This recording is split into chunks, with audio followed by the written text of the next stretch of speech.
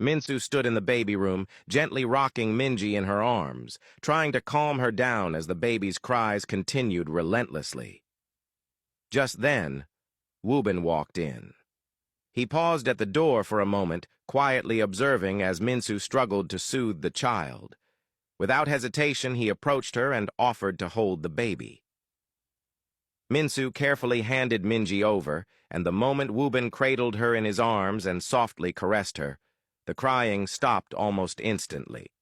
Minsu looked at him in surprise, a smile forming on her face as she wondered how he had managed to calm Minji so easily. Woobin simply chuckled and jokingly credited it to his magic hands that children seem to love. She stood beside him, watching as Minji now rested peacefully in his arms, a serene silence replacing the earlier chaos. As they stood together, Woobin turned to ask where Sonjin was.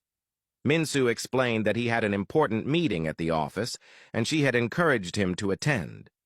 She leaned in to gaze lovingly at her baby, gently caressing her soft cheeks. Woobin's eyes remained fixed on Minsu for a moment. He watched her in silence, her nurturing presence radiating warmth. But something had changed. For the first time ever, there was no stirring of emotion, no pull in his chest, no lingering desire to reach out and hold her close. The butterflies that once fluttered wildly in his stomach at the mere sight of her were now gone. Whether he had finally gotten over her or simply learned to suppress those feelings, he wasn't sure. All he knew was that this shift was a victory, a quiet relief. Then suggested that he put Minji to bed since she had already fallen asleep. Snapping out of his thoughts, Woobin carefully laid the baby down, ensuring she was comfortable. He then turned to Minsu and mentioned that he had come to talk about Kim. He explained that he had heard she was pushed at Kim's house after overhearing something she wasn't supposed to hear. Minsu confirmed it, revealing that she had overheard Kim's stepmother and stepsister plotting Kim's murder. That was why they had tried to silence her by pushing her. Woobin moved closer and asked if she had any recordings or evidence of the conversation, but Minsu regretfully shook her head. She admitted that she had been too scared to record anything at the time. Disappointed, Woobin encouraged her to come forward and tell Kim's father the truth so that justice could be served. But Minsu hesitated, revealing that Sonjin had already shared the information with Kim's father and had strongly advised that they not get involved any further. Woobin grew visibly frustrated, insisting that despite everything Kim had done, she and Minsu had once been friends.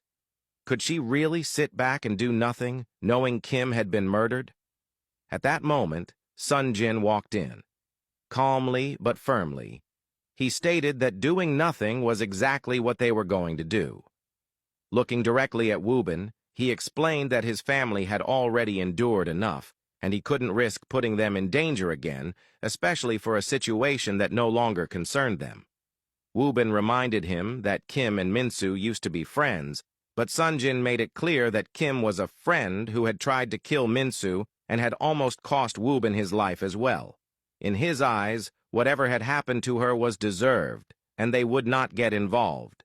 Minsu tried to interject, suggesting that maybe she could at least speak to Kim's father, but Sonjin immediately cut her off. Speaking in a firm, authoritative tone, he made it clear that he was forbidding her from doing so as her husband and partner. If she went against his decision, it would mean she had no respect for him. He then turned to Woobin and instructed him never to bring up the matter again with his wife. Finally, he reminded them that they should keep quiet so as not to wake the baby. And with that, he walked out of the room. Woobin and Minsu, now subdued, followed silently behind him.